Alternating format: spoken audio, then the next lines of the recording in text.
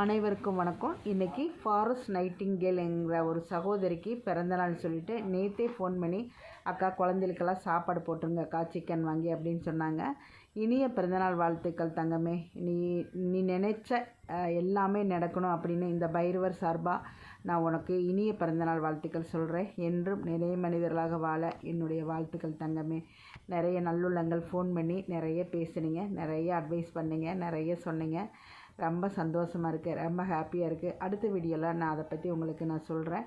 நிறைய நல்லுள்ளங்கள் என்ன நடந்தாலும் சரி நம்மளுக்கான உதவியை செஞ்சுட்டு தான் இருக்கிறீங்க. இந்த குழந்தைகள் மனசார 2 நேரம் சாப்பிட்றாங்கங்க.